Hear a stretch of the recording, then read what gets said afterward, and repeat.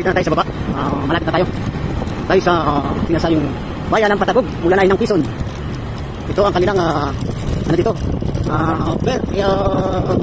Passport dito. Yan, kalsada na rin maganda. Ngayon, nagsusundo kami ngayon ng isda dito kung nandito. Ayan, wala sila. Wala sila dito. Ayan. Yan guys, nandito na kami sa ano. Ayan. Pero yung susunduin namin isda wala pa. Ayan mga isda yan. Dito po sa tabing dagat ng Patagog, mula na ng Quezon. Yan po sila yung kanina sundo. Ano sila? Ha? Sila? Mababa tayo. Tayo ay... Ha? Andito po. Hindi ako makababa. Ba?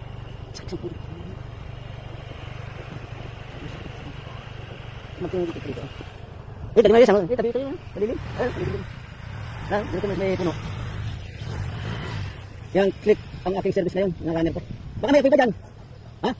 Ay, ito apoy pa oh. Dito na lang kayo. Yan lang. Sige. Bagay ano na yan. Masada sila.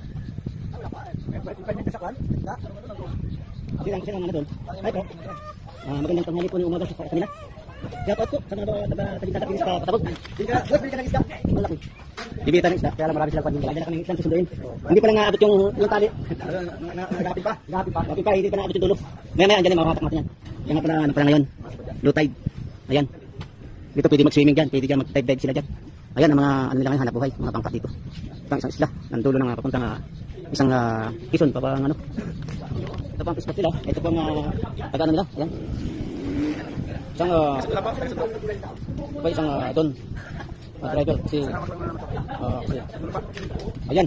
Hintay natin kasi doon kami galing sa bundok na yun. Doon.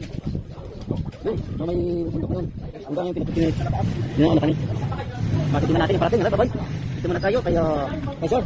Kumusta ang ating bye-bye sir? Dito sa Balintala. Naman, maganda naman. Minsan maganda, minsan katuwa. O minsan hindi maganda. Maalon. Ayan. Ayan yung mga pagkakamo. Ito nga dito kasi nandito sariwang hangin, sariwang isda. Sa Patagog. Okay, dito naman. Patagog, oo.